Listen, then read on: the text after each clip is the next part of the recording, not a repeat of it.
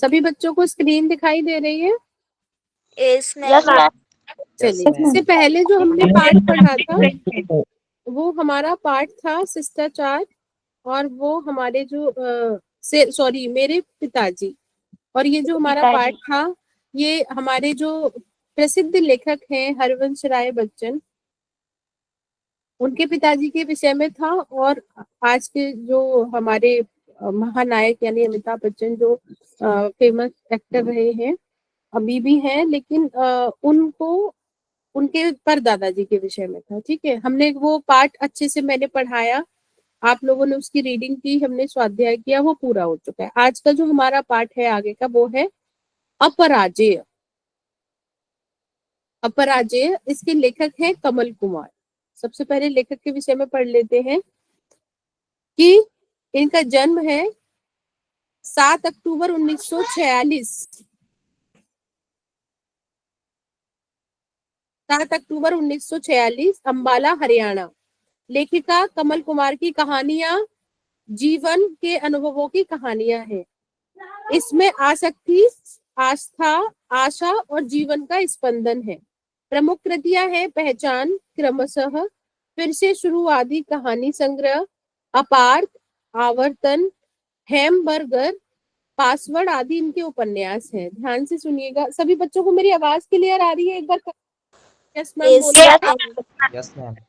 अच्छा, और आप लोगों को स्क्रीन साफ दिखाई दे रही है? असल में 2 दिन से नेटवर्क का बहुत ज्यादा इशू था, इसलिए मैं आपसे एक बार कंफर्म किया है कि आपको।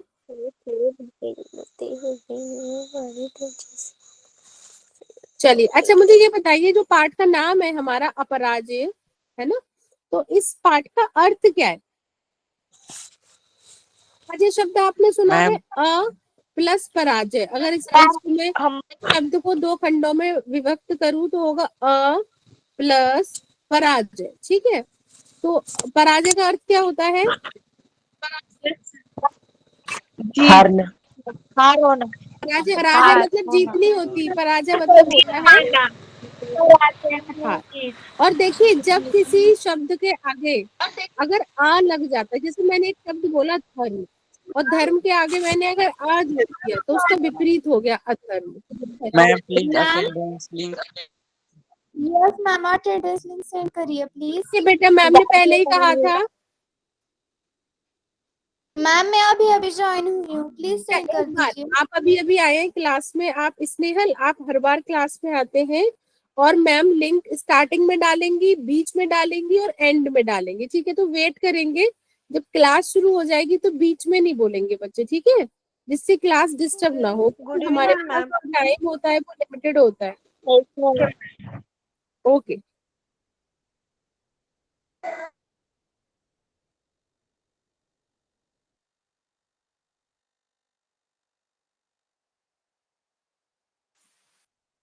ओके। तो हमारा जो आज का पाठ है अपराजय, उसमें जो अपराजय शब्द है इसको 2 भागों में विभक्त किया जाता है, अ धन पराजय। अ का अर्थ होता है नहीं, और पराजय मतलब होता है हार। तो अपराजय यानी ऐसा व्यक्ति जिसकी कभी कोई हार ना हो। ठीक है, इस पाठ के लेखक है कमल कुमार।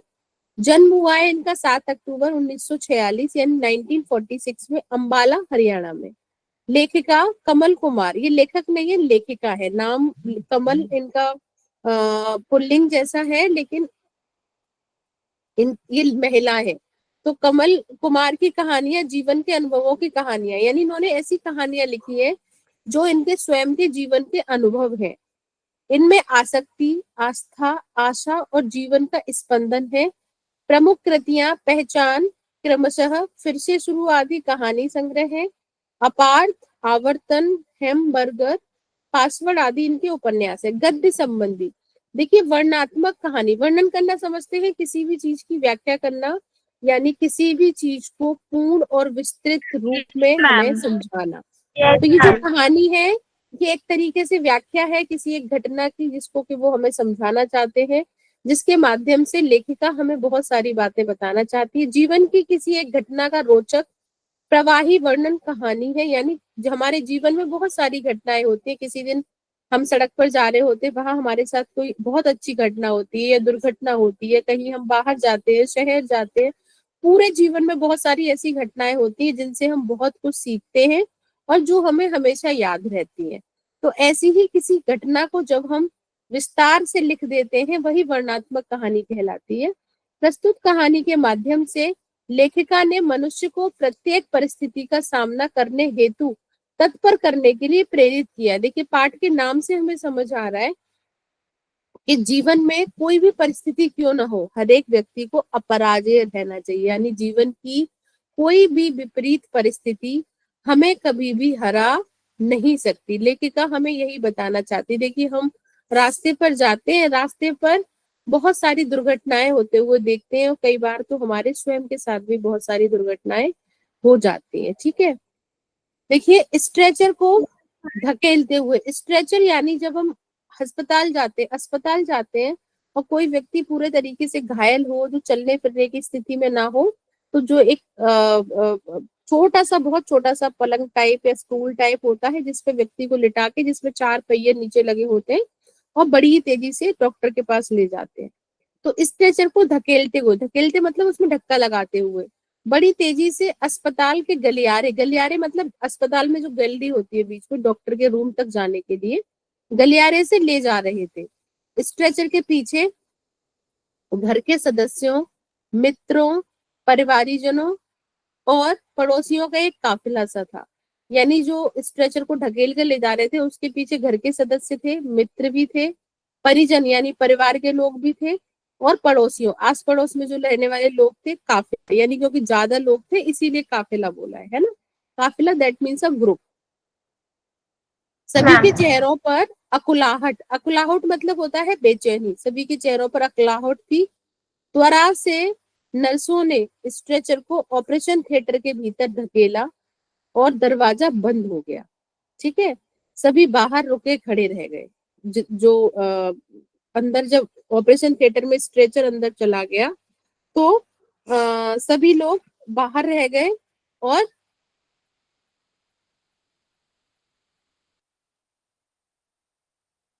सभी लोग बाहर रह गए और स्ट्रेचर अंदर चला गया और पेशेंट भी अंदर चला गया। यहाँ पे लिखा है त्वरा, त्वरा मतलब होता है, ये शब्द है त्वरा, सभी बच्चे ध्यान से देखेंगे। त्वरा का मतलब होता है शीघ्र यानी जल्दी। ठीक है, जल्दी से नर्सों ने स्ट्रेचर को ऑपरेशन थिएटर के भीतर धकेला और दरवाजा बंद हो गया। सभी बाहर रुके खड़े थे। अमरनाथ के परिवार के लोग परेशान थे। उनका बेटा अनिल बेंच पर मुंह नीचा किए बैठ गया था। धीरज रखो, चोपड़ा ने उनके कंधे पर थपथपाए थे। यानी बीमार कौन था, इस पैराग्राफ को पढ़ के हमें समझ में आ रहा है अमरनाथ, क्योंकि अमरनाथ के परिवार वाले लोग बहुत ज्यादा परेशान थे जब अमरनाथ अंदर गए, किसके लिए, ऑपरेशन के लिए। उनका बेटा अनिल बेंच पर मुंह नीचा किए बैठ गया था, यानी थक कर, परेशान होकर अपने सिर को नीचे कर कर वो बैठ गया था। धीरज रखो, चोपड़ा ने उसके कंधे थपथपाए थे, यानी उनके पड़ोसी होंगे जो कि चोपड़ा जी होंगे, उनका सरनेम होगा, वो उसके पास बैठे रखे होंगे और उसके कंधे पर दोनों हाथों से थपथपाया और कहा कि बेटा धीरज रखो, यानी धैर्य रखो, तुम्हारे जो पिताजी है वो ठीक हो जाएंगे। उम्मीद बहुत कम है, डॉक्टर ने कोई आश्वासन नहीं दिया। आश्वासन मतलब डॉक्टर ने हमें कोई विश्वास नहीं दिया है। डॉक्टर ने ऐसा नहीं कहा है कि आपका पेशेंट ठीक हो जाएगा, आपका मरीज ठीक हो जाएगा, आप परेशान मत होइए। पर हुआ कैसे, यानी बच्चा जो चोपड़ा से क्या कहता है, उम्मीद बहुत कम है, डॉक्टर ने कोई आश्वासन नहीं दिया है। तो चोपड़ा जी पूछते पर यह हुआ कैसे। दुर्घटना हाईवे पर हुई थी। हाईवे तो आप अच्छी तरीके से जानते हैं, यानी बहुत लंबा रूट जहाँ वाहन बहुत तेजी से चलते हैं। हम तो दोपहर से ही इंतजार कर रहे थे। दोबारा बाबूजी ने मोबाइल पर बताया कि वे सुबह नहीं निकल सके, इसीलिए शाम तक ही पहुंचेंगे। यानी बच्चे कह रहे हैं कि हमारे पिताजी कहीं बाहर गए थे और हमारे पास आने वाले थे, हम लोग सुबह से ही इंतजार कर रहे थे, लेकिन फिर हमारे पिताजी ने फोन किया कि वे सुबह वहां से निकल नहीं सके जहां से हमारे पास आना चाहते थे, इसीलिए शाम तक पहुंचेंगे। सभी बच्चों को समझ आ रहा है? यस मैम, समझ में आ रहा है। वेरी मैम 9 बजे तक वे नहीं पहुंचे तो सब चिंतित हो गए। बच्चों ने कहा कि जब शाम को पिताजी हमारे 9 बजे तक नहीं पहुंचे तो हम सब चिंता में पड़ गए। मोबाइल की घंटी बज रही थी पर कोई उठा नहीं रहा था। क्यों? क्योंकि सबको शायद डर लग रहा था। रास्ते में रुकना तो उन्हें था ही नहीं, यानी रास्ते में तो पिताजी को रुकना नहीं था, फिर आए क्यों नहीं? सभी बच्चे सोच रहे थे। वो फोन जब एकदम से बजा तो किसी ने फोन उठाया नहीं। अगर रुकते भी तो फोन पर बता सकते थे, और कहीं अगर रुकते वो बीच में, जैसे उन्होंने सुबह बताया कि वो निकल नहीं पाए, शाम तक पहुंचेंगे, तो वो ये बता सकते थे कि मैं रास्ते में रुक गया हूँ, अभी मुझे पहुंचने में थोड़ी देर लगेगी। आसपास कई जगह फोन किया लेकिन कुछ पता नहीं चला। रात के 1 बजे हम पुलिस स्टेशन पहुंचे, पुलिस से मदद मांगी। सुबह 5 बजे फोन आया था। उन्होंने बताया कि इस नंबर की गाड़ी अलवर के रास्ते में दुर्घटनाग्रस्त हुई थी। यानी उन्होंने बताया कि एक बस आ रही थी, एक गाड़ी थी जो अलवर एक स्थान का नाम है, वहां दुर्घटनाग्रस्त हो गई, यानी एक्सीडेंट हो गया। दुर्घटना स्थल पर, यानी जिस स्थान पर एक्सीडेंट हुआ, भयावह दृश्य है। भयावह मतलब बहुत डरावना दृश्य है, किसी के बचने की उम्मीद नहीं थी। अनिल धीरज को साथ लेकर गया था। भगवान, मन में चिंता थी, अपनी अपनी बात कह रहे थे, यानी सबके मन में बहुत चिंता हो रही थी। सब अपनी अपनी बात किए जा रहे थे कि कोई बचेगा नहीं, कोई वहां पे बहुत भयावह स्थिति है। सबके अपने अपने विचार विचार थे। अमरनाथ जैसा इंसान, उनके साथ भी यही होना था। सब लोग बात कर रहे थे कि अमरनाथ बहुत अच्छे इंसान है, उनके साथ भी ऐसा होना था कि उनकी जो गाड़ी है वो दुर्घटनाग्रस्त हो गई, जिसमें वो आ रहे थे वहां कोई बचा ही नहीं है। ट्रक वाला जरूर पिया होगा, यानी लोग सोच रहे हैं कि जो दुर्घटना हुई है, जो एक्सीडेंट हुआ है, वो बस का ट्रक के साथ हुआ है, तो ट्रक वाला पिया होगा, मतलब उसने ड्रिंक किया होगा। परंतु सबूत कोई नहीं था। वह तो रुका ही नहीं, वहां टक्कर मारकर निकल गया, यानी एक्सीडेंट करके चला गया। इंसानियत का भी सबूत दिया होता तो ड्राइवर भी बच जाता। अगर उसने थोड़ी सी इंसानियत दिखाई होती, जिसने एक्सीडेंट किया वो रुकता और लोगों को थोड़ी सी मदद मिलती, तो शायद कुछ बच। अधिक रक्तस्राव से उसकी मृत्यु हो गई। जो ड्राइवर था, अधिक खून बहने से, रक्तस्राव मतलब होता है खून का बहना, मृत्यु हो गई। 10 साल से इस परिवार के साथ था। 10-15 मिनट का समय भी मुश्किल से गुजर रहा था। अनिल ने बताया था तो सबके चेहरे बुझ गए थे। यह कैसे हो सकता है? ऐसा कैसे हो सकता है? बच गया इसलिए हैरान हो क्या? मुझे अभी मरना ही नहीं था इसलिए बच गया। वे हंसे थे। वे कह रहे हैं कि 10-15 मिनट का समय भी मुश्किल से गुजर रहा था। अनिल से बताया था तो सबके चेहरे बुझ गए थे। यह कैसे हो सकता है? बच गया इसलिए हैरान हो क्या? मुझे अभी मरना ही नहीं था इसलिए बच गया। वे हंसे थे। किसी की समझ में नहीं आ रहा था कि उनसे बात कैसे की जाए। सब चुप थे। अमरनाथ अपनी रो में कह रहे थे, भाग्यशाली हूँ इसलिए बच गया। मुझे ड्राइवर का दुख है, अगर मैं उस वक्त बेहोश न होता तो उसे बचा लेता, कभी भी मरने न देता। यानी ये सब बातें अमरनाथ कर रहे हैं। वो कह रहे हैं कि मेरा ड्राइवर जो है वो मर गया क्योंकि ट्रक ड्राइवर टक्कर मार के भाग गया। अगर ट्रक ड्राइवर ने थोड़ी सी भी इंसानियत दिखाई होती तो शायद ड्राइवर बच जाता, क्योंकि उसका बहुत खून बच गया था। अब वो ये भी कह रहे हैं कि मैं बेहोश हो गया था, मुझे कुछ होश नहीं है। अगर मुझे थोड़ा भी होश होता तो मैं ड्राइवर को बचा लेता, उसे मरने नहीं देता। सब चुप उनकी बात सुन रहे थे। उनकी तरफ देखकर अमरनाथ ने पूछा था, कुछ समस्या? मुझसे कुछ छिपा रहे हो क्या तुम? क्या हुआ? अनिल ने डॉक्टर की तरफ देखकर कहा था, आप ही बता दीजिए डॉक्टर। डॉक्टर ने अपने को समेटते हुए सा कहा था, अमरनाथ जी, ऐसी दुर्घटना में आप बच गए हैं, यह एक चमत्कार है। अब आप ठीक भी हो जाएंगे। लेकिन डॉक्टर अटका था, हिम्मत जुटाकर कह दिया था, देखिए आपकी टांग बुरी तरह से कुचली हुई है।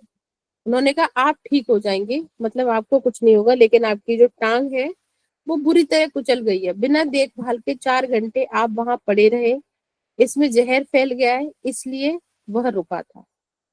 आपकी टांग काटनी पड़ेगी, नहीं तो शरीर में जहर फैलने का अंदेशा। उन्होंने कहा, अमरनाथ जी, क्योंकि आप वहां 3-4 घंटे पड़े रहे, कोई देखने वाला नहीं था, इसीलिए आपकी टांग में जहर फैल गया है, तो अब आपकी टांग मुझे काटनी पड़ेगी। अमरनाथ ने अपने परिवार के लोगों की तरफ, फिर डॉक्टर की तरफ देखा था और हंसे थे। अमरनाथ फिर से हंसने लग गए।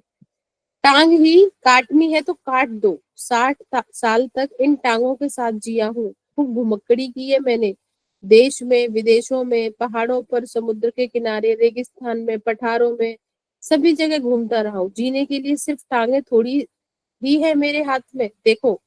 उन्होंने दोनों हाथ ऊपर उठाए थे, मेरा बाकी शरीर है। उन्होंने कहा ठीक है, आपको टांग काटने काट दो, मैं तो इन टांगों से पता नहीं कहाँ कहाँ घूम के आया हूँ, देश विदेश, पहाड़, समुद्र के किनारे, रेगिस्तान, पठारों में, सभी जगह घूमता रहा हूँ। और घूमने के लिए सिर्फ टांगे ही थोड़ी है, मेरे पास दो हाथ भी है। वे खुलकर हंसे थे। डॉक्टर ने चैन की सांस ली थी। अनिल बढ़कर पिता के गले लग गया था, यानी उनका बेटा जो है अनिल, वो पिताजी के गले लग गया, क्योंकि वो दुखी है कि उसके पिता का एक पैर कट रहा है। बाबूजी, बाबूजी, अरे इसमें ऐसा क्या है? मेरा जीवन मेरी इस 3 फीट की टांग से तो बड़ा ही होगा ना, फिर क्या है? अमरनाथ की टांग कट गई थी। वे घर गए थे। एक स्वचालित व्हील चेयर उनके लिए लाई गई, यानी ऐसी व्हील चेयर लाई गई जिसको वो स्वयं चला सके। स्वचालित मतलब जिसको व्हील चेयर पर बैठने वाला व्यक्ति स्वयं चला सके, पीछे से कोई पकड़ने के लिए ना हो, जिस पर बैठकर वे घर भर में घूमते थे। अमरनाथ के कहने पर घर में कैनवस, रंग, ब्रश और ईजल सब सामान आ गया। पेंट करने का उन्होंने ईजल पर कैनवास लगाया। ईजल मतलब वो स्टैंड जिस पर हम एक कैनवास मतलब एक सीनरी जिसपे पेंट करने के लिए मंगाई जाती है, वो लग जाती है, इसको ईजल बोलते हैं। वे हंसते हुए कहते, देखो वर्षों तक मैं चित्रकार बनने और चित्र बनाने की सोचता रहा, पर मुझे फुर्सत ही नहीं मिली। मैंने विश्व भर में कला दीर्घाओं में विश्व के बड़े बड़े चित्रकारों के चित्र देखे और सराहे हैं।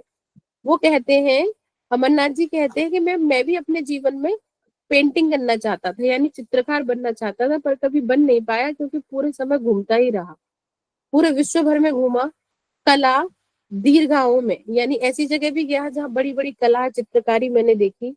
विश्व के बड़े बड़े चित्रकारों के चित्र देखे और सराहे हैं, पर जब भी मैं उन्हें देखता तो उन चित्रों में मैं अपने रंगों के लगाए जाने की कल्पना करता था। यानी जब चित्रों को देखता था बना हुआ तो मुझे लगता था कि मेरे भी रंग बनाए हुए इसमें लगे, यानी मैं भी पेंटिंग करूँ ऐसे ही। फिर सारा परिदृश्य ही बदल जाता था। फिर समझ में आता था कि अरे मैं तो कर ही नहीं सकता, ये तो सिर्फ किसी दूसरे की हुई पेंटिंग है। इस मानव आकृतियों के चित्रों में मूर्ति शिल्प का समन्वय था। मूर्ति शिल्पकारी, जो मूर्ति बनाई जाती है उसकी बात हो रही है। स्त्री रंगों के बिना जहां उन्होंने रेखाओं से आकृतियां बनाई थी, वहां उनमें मांस, मज्जा, अस्थियां तक को देखा जा सकता था। यानी उन्होंने ऐसी जो शिल्पकारी थी, मिट्टी से किसी के चित्र को बनाना चित्रकारी थी, जिसमें जो अंदर का जो हमारी पूरा शरीर है उसकी हड्डियां एक एक नस तक बनाई जाती थी। सब कुछ देख सकते हैं आप उस चित्रकारी में। रेखाओं वाले चित्र में एक प्रवाह, ऊर्जा, उमंग और चुस्ती फुर्ती थी। लगता था ये आकृतियां अभी संवाद करेंगी, ऐसा लगता था ये चित्र अभी बोल उठेंगे, हाथ पकड़कर साथ हो लेंगे, हमारे साथ चलने लगे, इतनी जीवंत था। यानी ऐसे चित्र थे जैसे मानो अभी बात करने लगेंगे। रंग रेखाओं से उनका प्यार उनकी हर सांस से निःसृत होता था, जो उनके चित्रों को सजीव कर देता। लगता था वे हर दृश्य, परिदृश्य, स्थिति और व्यक्ति को रंगों और रेखा में ढाल देंगे। अमरनाथ जी घर के भीतर कैनवस पर फूलों, पत्तों, झरने और हरियाली के चित्र बनाते हैं, क्योंकि अब उनका पैर कट गया है। वो घर पर ही है, इसीलिए उन्होंने चित्रकारी करने का सारा सामान मंगा लिया है। वहीं क्या बनाते हैं? फूल बनाते हैं, पत्तियां बनाते हैं, झरने बनाते हैं, हरियाली बनाते हैं। वहीं घर के बाहर की जितनी खुली जमीन थी, माली के साथ उन्होंने उस जमीन को तैयार करवाया था। सामने की जमीन में बगीचा बनवाया था, जिसमें रंग बिरंगे मौसम के फूल क्यारियों में लगाए थे। उन्होंने ऋतुओं के क्रम से फूलों के पौधे लगवाए थे, यानी जिस जो ऋतु आती उसी तरीके से वो पौधे लगवाते। गर्मी के बाद बरसात और बरसात के बाद सर्दी के पौधों में फूल खिलते थे, यानी ऐसे पौधे लगवाए थे कि गर्मी में भी फूल रहे और सर्दी में भी फूल रहे। घर के पीछे की जमीन में उन्होंने फलों के पेड़ लगा दिए थे। घर के पीछे जो जमीन है वहां पे कैसे पेड़ लगा दिए उन्होंने? जैसे आम लगा दिया, अमरूद लगा दिया, जिन पर के फल लगते हैं। ठीक है। घर की चार दीवारी के साथ फूलों और फलों की बेलें चढ़ा दी। जो घर की चारों तरफ जो दीवार थी उस पर बेल चढ़ा दी। कुछ तो बेलें ऐसी होती है जिन पर फूल आते हैं, जैसे बेला है, बेला का इस तरीके का होता है कि वो ऊपर भी चढ़ जाता है और बिना चढ़ने वाला भी होता है। ठीक है। और भी बहुत सारे फूल हैं जो दीवार पर चढ़ जाते हैं, जिनकी बेलें होती है। ठीक है। और घर के बाहर के लोग आश्चर्य से उनकी ओर देखते थे। वे हंसते कि मैं जीवन का व्याकरण बना रहा हूँ, जीवन के अछूते सच के शिखर पर चढ़ने के लिए सीढ़ियां लगा रहा हूँ, कहकर हंसने लगते। यानी वो कहते हैं कि मेरे जीवन का एक ऐसा हिस्सा जिसे मैं आज पूरा कर पा रहा हूँ पैर के कटने के बाद, क्योंकि अगर मेरा पैर होता तो मैं आज भी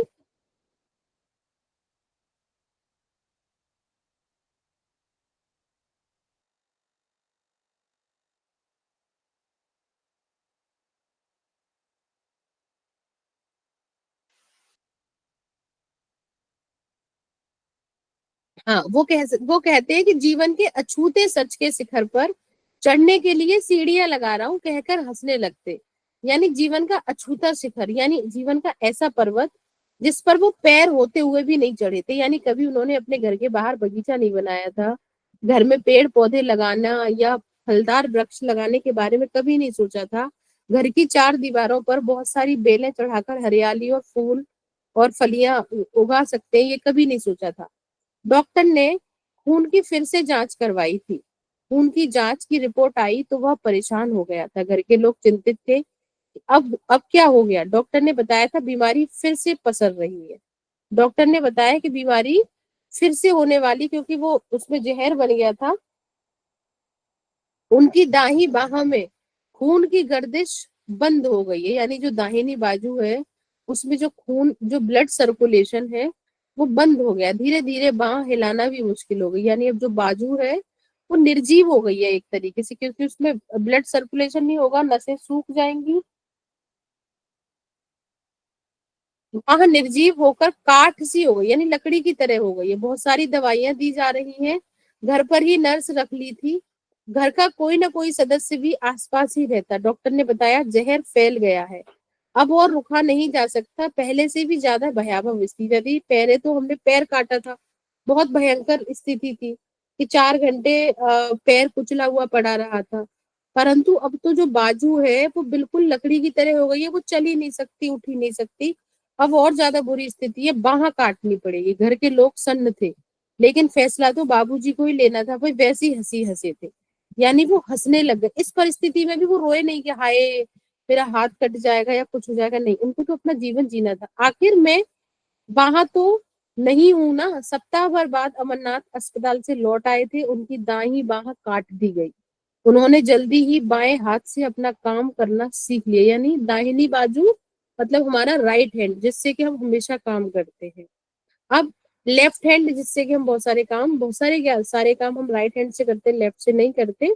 तो उन्होंने जब दाहिनी बाजू काट दी गई तो जल्दी ही बाएं हाथ से काम करना सीख लिया। धीरे धीरे वे अपने सारे काम खुद ही करने लगे थे। उनके लिए खुले कमीज सिलवाए गए, क्योंकि हम बटन बंद जो करते हैं कमीज के, शर्ट के, वो राइट हैंड से करते, दाहिनी बाजू से करते। अब लोगों घर वालों ने क्या किया कि उनके लिए ऐसे कमीज बनवा दिए, तो वो बटन अपने टेढ़े हाथ से बंद करने लगे। वे पहले की तरह सामान्य लग रहे थे। के अमरनाथ ने कहा था कल से मैं शास्त्रीय संगीत सीखना शुरू करूंगा। शास्त्री जी को सूचित कर दो कि वे कल से आ जाएं। बचपन में मैंने सीखना शुरू किया था, पर कहीं सीखा था बीच में ही छोड़ना पड़ा। देखिए, पेंटिंग नहीं कर सकते क्योंकि एक ही हाथ बचा है, दोनों हाथों की मदद होगी तो, इसीलिए अब वो अपना जीवन जीने के लिए गाना शुरू करेंगे, यानी वो गले से गायन सीखेंगे। शास्त्री जी आ गए। अमरनाथ जी ने शास्त्रीय गायन सीखना शुरू कर दिया। सुबह का समय उनके रियाज का समय था। दिन में शास्त्री जी आते थे, शाम को फिर अभ्यास करते। पहले रंग और रेखाएं थी, अब स्वर लहरियां थी। यानी पहले रंग रेखाएं बगीचा ये सब सारे काम कराया करते थे, अब वो प्रातःकाल गाना गाने लग गए। स्वर साधना में वे ध्वनियों का आवाहन करते, कभी ध्रुपद की गायकी की खुली खेलते अवतरित होते। शास्त्री जी कभी कभार ख्याल में तान आलाप में, तो कभी ठुमरी के उनके शब्दों के भाव स्वरों में बंधकर मन प्राण तक पहुंच जाते। जहां लौकिक और अलौकिक, भौतिक और आत्मिक तथा स्थूल और सूक्ष्म की सारी सीमाएं टूट गई थी, मानो स्वर जीवन का एक नया बोध, एक नया अर्थ उद्घाटित कर रहे हो। इस सबके साथ भी अमरनाथ की डॉक्टरी जांच अपने निश्चित समय पर होती थी। पैर कट गया था, हाथ कट गया था, तो ब्लड वगैरह उनका चेक होता रहता था। वे फिर बीमार पड़े, वही तेज बुखार, डॉक्टर के चेहरे पर वही चिंता, घर के लोग दुख से व्याकुल। अब क्या होगा डॉक्टर? उन्हें अस्पताल ले जाया गया। वे सप्ताह भर बाद लौट कर आए थे। उनकी आवाज जा चुकी थी, अब वो गा नहीं सकते, पर उनकी आंखें हंस रही थी, वैसी ही हंसी जैसे कह रही हो, देखो मैं जीवित हूँ, मुझे चुनौती मत दो। जीवानुभव और कला के अनुभव की एकात्मकता का खोलता सच। उनके कहने पर शास्त्रीय संगीतज्ञों के कैसेट और डिस्क, उनका म्यूजिक सिस्टम उनके कमरे के साइन बोर्ड पर रख दिया गया। उनके कमरे की सज्जा नए सिरे से उनकी सुविधानुसार की गई। उन्होंने इशारों से बताया था, मैंने संगीत सीखा पर सुना तो था ही नहीं, मेरी साधना अधूरी रही। जिन्होंने अपनी साधना पूरी की, उनकी शुद्धि का लाभ तो मैं ले सकता हूँ। यानी जो लोग गा गा कर चले गए हैं, इतनी सारी साधना की है, जिन्होंने इतने सारा गायन किया है, मैंने वो कभी सुना ही नहीं, लेकिन मेरे पास तो अभी भी कान है तो मैं सुन सकता हूँ। उनकी दिनचर्या बदल गई थी। वे मुस्कुराते इशारों में जैसे कहते हो कि मैं आनंद में हूँ। वे सुबह उठते, अपनी व्हील चेयर पर बाहर खुले में बगीचे में बैठ जाते, पक्षियों का कलरव सुनते, सूखे पत्तों के झरनों की आवाज, कलियों के चटकने की आवाजें उन्हें सुनाई देती। उन्हें ओस की टिप टिप पत्तियों के खुलने की, धीमी हवा के सराहने की सूक्ष्म ध्वनियां बहुत स्पष्ट सुनाई पड़ने लगी थी। उनके चेहरे पर एक उजास दीपता था। उजास मतलब एक तेज। आंखें बंद करके कजरी की तान सुनते, दिन में वे अपनी रुचि और सुबह की अनुकूलता से शास्त्रीय गायन की सीडी सुनते। घर के लोग चाहते थे जैसे भी हो, वो जो भी चाहे हो करे, वे उन्हें इतनी खुशी तो दे ही सकते थे। इस समय अलवेर कामू का कालीगुला नाटक उनके भीतर मंचित होता है। ईश्वर क्रूर, रोमन, शहंशाह कालीगुला बन गया है। अपनी इच्छा से वह मेरे अंगों को कटवाता जा रहा है, जैसे जैसे उसे जरूरत पड़ती है उसी क्रम से वह एक एक अंग कर मुझे मरवा रहा है। मुझे कालीगुला के विरुद्ध एक शांत संघर्ष करना है, क्योंकि मैं जानता हूँ जीवन का विकास पुरुषार्थ में है, आत्महीनता में नहीं। वे सोचते सारे गत्यावरोध समाप्त हो, निर्बंध हूं मैं, जीवन का हर पल, हर वस्तु, हर स्थिति अद्वितीय हो। मेरी अपराजेय आस्था जीवन के अंतिम साक्ष्य में मुझे निर्भय कर दे। यानी जो लेखक हैं वो जीवन की किसी भी परिस्थिति में, और उनका ऐसा मानना है जब उन्होंने वो नाटक देखा तब तो उनको ऐसा लगा जैसे मानो कि जितने ये जो भी काम है सब कुछ ईश्वर करवा रहा है, वो उनके एक एक अंग को मार रहा है, एक एक अंग को नष्ट कर रहा है ईश्वर। तो उनकी ये जो सोच है उनके जीवन को, यानी एक तो जीवन होता है कि एक व्यक्ति है जो कि सुबह उठता है और शाम को सो जाता है, दिन में 2 वक्त खाना खाता है, कपड़े पहनता है। तो इन सब चीजों से जो लेखक के जो अमरनाथ जी हैं उनका जीवन बिल्कुल ही अलग है। यानी वो कहते हैं कि इस समय अलवेर कामू जो राइटर है उनका नाटक है कालीगुला नाटक, उनके भीतर मंचित होता है। मंचित होना मतलब समझते हो? जैसे मान लीजिए एक नाटक लिखा हुआ है किताब में, अब उसका आपको मंचन करना है, यानी करेक्टर बनाने हैं और वो स्टेज पे शो होगा। तो वो शो उनके अंदर चल रहा है। ईश्वर क्रूर, रोमन शहंशाह कालीगुला बन गया। यानी वो कहते हैं कि मेरे जो जीवन की स्थिति है वो कुछ इस तरीके की है कि ईश्वर ने उन्हें क्रूर रोमन शहंशाह कालीगुला की तरह बना दिया है, जो उसका करेक्टर है नाटक का, जो उनके शरीर अंगों को एक एक करके काट रहा है। लेखक कहते हैं कि कालीगुला के विरुद्ध एक शांत संघर्ष करना होगा।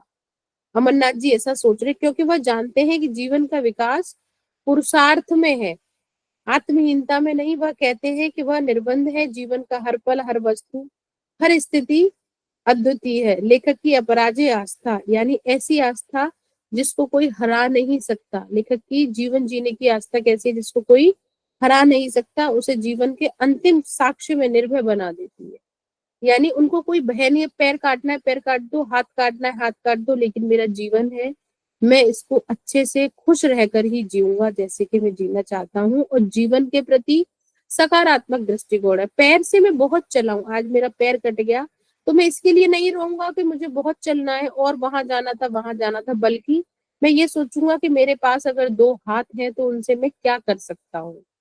एक हाथ भी काट दिया तो काट दो, कोई दिक्कत नहीं है, मैं अब ये सोचूंगा कि जो मेरे पास चीजें बची है उनसे मैं क्या कर सकता हूँ। जो नहीं है उसके लिए मैं बिल्कुल भी नहीं रहूंगा। तो लेखक हमें, कई बार हम कहते हैं कि हमारे पास ये नहीं है ये नहीं है। अब जल्दी से आप लोग रीडिंग करने के लिए तैयार है? सभी को पाठ समझ में आ गया है? Yes ma'am. यस मैम, आ गया।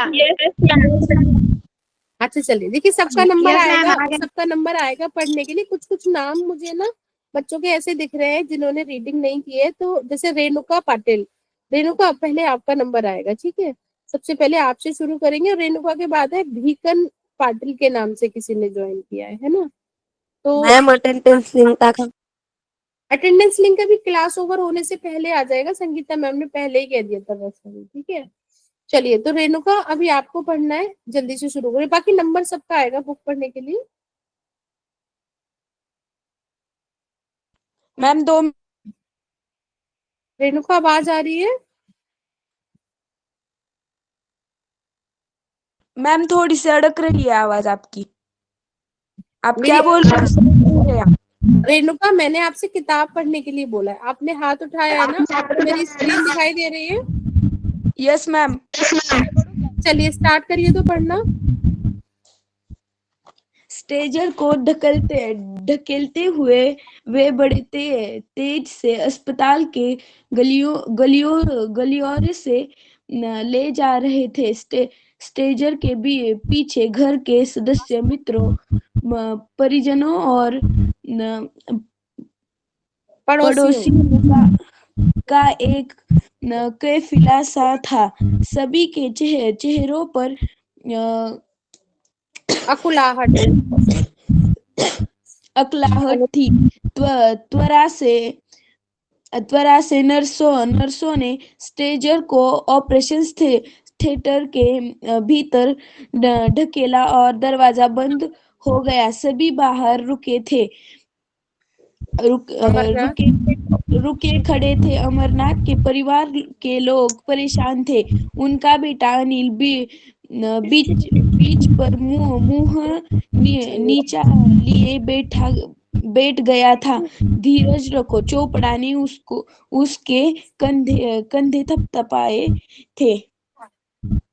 उम्मीद। उम्मीद बहुत कम है। डॉक्टर ने कोई आश्वासन नहीं दिया है, पर हुआ कैसे? Very good very good. Next number है, नेक्स्ट बुक मैंने किसको बोला था? भीकन पाटिल था ना, शायद भीकन पाटिल नाम था। आप क्लास में ही है? Yes, ma'am. Yes, ma'am. हाँ, अभी आपको पढ़ना है नेक्स्ट पैराग्राफ, शुरू करिए। Yes, ma'am. दुर्घटना हुए वे पर हुआ था। हम तो दोपहर से ही इंतजार बेटा कर आपकी, रहे थे। मैम आवाज आ रही है? हाँ आ रही है, आप पढ़ो पढ़ो, स्टार्टिंग से पढ़ो, दुर्घटना से आपकी आवाज आ रही है। हाईवे पर हुई थी। हम तो दोपहर से ही इंतजार कर रहे थे। दोपहर बाबूजी ने मोबाइल पर बताया कि वे सुबह नहीं निकलेंगे, इसलिए शाम तक ही पहुंचेंगे। 9 बजे तक वो नहीं पहुंचे तो सब चिंतित हो गए। मोबाइल की घंटी बजी रही थी, पर कोई उठा नहीं रहा था। रास्ते में रुकने तो उन्हें थी ही नहीं। अगर रुकने भी तो फोन पर बता सकते थे। आपसात कोई जगह फोन किया, लेकिन कुछ पता नहीं चला। रात के 1 बजे हम पुलिस स्टेशन पहुंचे। पुलिस ने मदद मांगी। सुबह पहुंचे 5 बजे फोन आया था। उन्होंने बताया कि इन नंबर की गाड़ी अलवस के रास्ते के दुर्घटनाग्रस्त हुई थी। रास्ते पर भयावही दृश्य थी। किसी के बचने की दृश्य था। उम्मीद नहीं। अनीता धीरज को साथ लेकर गया था। मैम नीचे का भी वाचना वेरी है। Good, very good. बस आपको यहीं तक पढ़ना है। नेक्स्ट। नहीं नहीं नहीं नहीं नहीं, मैं खुद से नाम बोलूंगी तब आप पढ़ेंगे। जिसका नाम बोलूंगी समृद्धि गोरे। समृद्धि को पढ़ना है अभी। सबका नंबर आएगा। मैं पढ़ूंगी मैम। Yes ma'am. समृद्धि अभी आपको पढ़ना है, स्टार्ट करिए। भगवान मन में चिंता थी, अपनी अपनी बात कह रहे थे। अमरनाथ जैसा इंसान, उनके साथ भी यही होना था। ट्रक वाला जरूर पिया होगा, परंतु सबूत कोई नहीं था। वह तो रुका ही नहीं वहां, टक्कर मारकर निकल गया। इंसानियत का भी सबूत दिया होता तो ड्राइवर भी बच जाता। अधिक रक्तस्राव से उसकी मृत्यु हुई। 10 साल से इस परिवार के साथ था। 10-15 मिनट का समय भी मुश्किल से गुजर रहा था। अनिल से बताया था तो सबके चेहरे बुझ गए थे। यह कैसे हो सकता है? Very good. नेक्स्ट है अयान शेख। अयान आपका यस नंबर मैम। है। नेक्स्ट। मैम मैं अगली बार पढ़ूंगी मैम। बच गया इसलिए हैरान हो क्या, मुझे अभी मरना नहीं था इसलिए बच गया। वे हंसे थे, किसी की समक्ष में नहीं आ रहा था कि उनसे बात कैसे की जाए।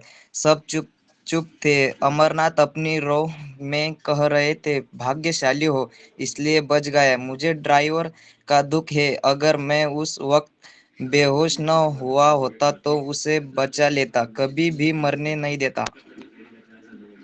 Very good. नेक्स्ट नंबर है समृद्धि। आप अपना हाथ नीचे कर लीजिए क्योंकि आप पढ़ चुके हैं। अयान आप भी कर लीजिए। छोटा सा ही पढ़ना। मोक्षदा अभी आप पढ़िए। मैम कौन सा यहाँ पढ़ना है? यहाँ से पढ़ना है। सब चुप उसकी बात मान रहे थे, यहाँ तक।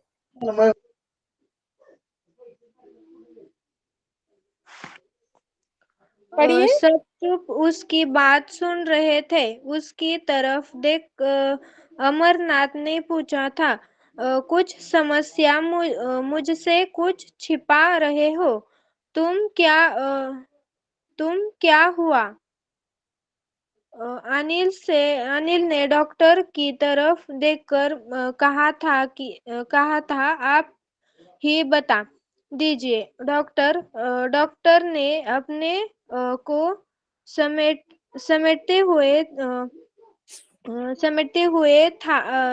सा कहा था, अमरनाथ जी ऐसी दुर्घटना में आप बच गए हैं, यह एक चमत्कार है। अब आप ठीक भी हो जाएंगे। लेकिन डॉक्टर अटका था, हिम्मत जटाकर कह दिया था। लेकिन वेरी गुड, वेरी गुड। बस आपको इतना ही पढ़ना है।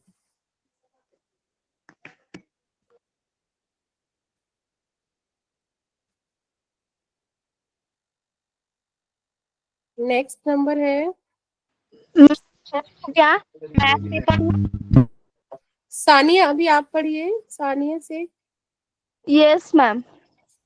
मैम अटेंडेंस लिंक सेंड करो। हिम्मत जुटाकर कह दिया था, देखिए आपकी टांग पूरी तरह से कुचल गई है। बिना देखभाल के 4 घंटे आप वहां पड़े रहे। उसमें जहर फैल गया है, इसलिए वह रुका था। आपकी टांग काटनी पड़ेगी, नहीं तो शरीर में जहर फैलेगा का अंदेशा है। अमरनाथ ने अपने परिवार के लोगों की तरफ, फिर डॉक्टर की तरफ देखा और हंसे थे। टांग वेरी ही गुड काटनी सानिया। है अभी तो नेक्स्ट का नंबर है प्रतीक्षा। प्रतीक्षा भी आपको पढ़ना है। Okay ma'am. आपकी टांग काटनी पड़ेगी, नहीं तो शरीर में जहर फैलेगा का अंदेशा है। अमरनाथ ने अपने परिवार के लोगों की तरह फिर डॉक्टर की तरह देखा था और हंसे थे। टांग ही काटनी है तो काट दो। 60 साल तक इन टांगों के साथ जिया हूँ। खूब घुमकड़ी की घुमक्कड़ी। है घुमकड़ी की है मैंने। देश में विदेशी में, पहाड़ों पर, समुद्र के किनारे, रेगिस्तान में, पठारों में, सभी जगह घूमता रहा हूँ। जीने के लिए सिर्फ टांग थोड़ी ही है मेरे हाथ। मेरे हाथ है देखो, उन्होंने दोनों हाथ ऊपर उठाए थे, मेरा बाकी शरीर है, ऐसा कहा था। नेक्स्ट मैम पढ़ना है प्लीज स्नेहल। लिंक सेंड करो। स्नेहल अभी आपका नंबर है। मैं पढ़ूं? सबका नंबर आएगा, सबका नंबर आएगा। मैम कहाँ से पढ़ना है प्लीज? स्नेहल यहाँ से पढ़ना है, जहाँ से। वे खुलकर हंसे थे। डॉक्टर ने चैन की सांस ली थी। अनिल बढ़कर पिता के लिए लग गया था। बाबूजी बाबूजी, अरे इसमें ऐसा क्या है? मेरा मेरा जीवन मेरी इस 3 फीट टांग से तो बड़ा ही होगा ना। फिर क्या? अमरनाथ की टांग कट गई थी। वे घर आए थे। एक स्वचालित व्हीलचेयर उनके लिए आ गई थी। बैठकर वे घर भर घूमते थे। अमरनाथ के कहने पर घर में कैनवस, रंग, ब्रश और इजल सब सामान आ गया था। Very good. नेक्स्ट नंबर है मुझे पढ़ना है। कोमल। कोमल पढ़िए। श्रावणी उसके बाद आपका नंबर आएगा, कोमल के बाद। कोमल पढ़िए यहाँ से। उन्होंने रीजन। इलाज पर कैनवास लगाया था। वे हंसते हुए कहते, देखो वर्षों तक मैं चित्रकार बनने और चित्र बनाने का सोचता रहा, पर मुझे फुर्सत नहीं मिली। मैं विश्व भर में कला दीर्घाओं में विश्व के बड़े बड़े चित्रकारों के चित्र देखे हैं और सहारे हैं, पर जब भी मैं उन्हें देखता तो उन चित्रों में मैं अपने रंगों के लगाए जाने की कल्पना करता था। फिर सारा परिदृश्य ही बदल जाता था। Very good, very good. Next किसको बोला है मैंने पढ़ने के लिए? अभी श्रावणी। श्रावणी पढ़िए यहाँ से। श्रावणी। Yes ma'am. इन मानव आकृतियों के चित्रों में मूर्ति शिल्प का समन्वय था। स्त्री रंगों के बिना जहाँ उन्होंने रेखाओं से आकृतियां बनाई थी, वहां उनमें मांस, मज्जा और अस्थियां तक को देखा जा सकता था। रेखाओं वाले चित्रों में एक प्रवाह, ऊर्जा, उमंग और चुस्ती फुर्ती थी। लगता था ये आकृतियां अभी संवाद करेगी, हाथ पकड़कर साथ हो लेगी। Very good. Vaishnavi. Ma'am Snehal, Komal, Shravani, तीनों लोग अपना सानिया, आप भी पढ़ चुके हो। जब मुझे भी जिन्हें पढ़ना पढ़ाने से है। वही हाथ उठाएंगे। हमने पढ़ लिया है वो नीचे हाथ करेंगे। श्रावणी हाथ नीचे बेटा अपना, आपने हैंड ऊपर किया हुआ है। वैष्णवी अभी आपको पढ़ना है। मैम किधर है? यस, अभी एक सेकेंड। कहाँ है मैम? यहाँ पर है, यहाँ तक पढ़िए। आपको दिख रहा है ना सेलेक्ट किया हुआ, इतनी जीवंतता, यहाँ से पढ़ना है। हाँ, इतनी जीवंतता, रंग रेखाओं से उनका प्यार उनकी हर सांस से नित श्रुत होता, जो उनके चित्रों को सजीव कर देता। लगता था वे हर दृश्य परिदृश्य स्थिति और व्यक्त को रंग और रेखा में ढाल देंगे। अमरनाथ घर से भीतर कैनवास पर फूलों, पत्ता, झरने और हरियाली के चित्र बनाते। वही घर के बाहर की जितनी खुली जमीन थी, माली के साथ उन्होंने उस जमीन को तैयार करवाया जमीन को था। तैयार सामने की करवाया। जमीन में करवाया वेरी था। गुड, बस इतना ही पढ़ना है वैष्णवी, बस इतना ही पढ़ना है। नेक्स्ट है भाग्यश्री। यस भाग्यश्री पढ़िए यहाँ से। सामने की जमीन में बगीचा बनवाया था, यहाँ से शुरू करना है, यहाँ तक। ठीक है। सामने सामने की जमीन में बगीचा बनाया था जिसमें रंग बिरंगे मौसम के फूल क्यारियों में लगाए थे। उन्होंने ऋतुओं ऋतुओं के क्रम से फूलों के पौधे लगवाए थे। गर्मी के बाद बरसात और बरसात के बाद सर्दी के पौधों में फूल खिलते। घर के पीछे की जमीन में उन्होंने फलों के फलों पेड़ लगा दिए थे। घर की चारदीवारी के साथ फूलों और फूलों की बेलें चढ़ा दी थी। घर और बाहर के लोग आश्चर्य से उनकी ओर देखते। वे हंसते। मैं जीवन का व्याकरण बना रहा हूँ। Very good. नेक्स्ट नंबर है, मैं पढ़ूं? रिश्ता। भाग्यश्री का हो गया। कृष्णाली। Krishnali, yes ma'am. मेरी लास्ट क्लास थी जब मैंने आपसे पढ़वा लिया था, बौद्धवी से नहीं पढ़वाया था। बौद्धवी आप पढ़िए। Yes ma'am. बौद्धवी पढ़िए। जीवन के अछूते सच के शिखर पर चढ़ने के लिए सीढ़ियां लगा रहा हूँ कहकर हंसने लगते। डॉक्टर ने खून की फिर से जांच करवाई थी। खून की जांच की रिपोर्ट आई तो वह परेशान हो गया था। घर के लोग चिंतित थे। अब क्यों हो गया, अब क्या हो गया? डॉक्टर ने बताया था बीमारी फिर से पसर रही है। उनकी दाई बाह में खून की गर्दिश बंद हो गई थी। धीरे धीरे बाह हिलाने भी मुश्किल हो गई। बाह निर्जीव होकर काट सी हो गई थी। Very good.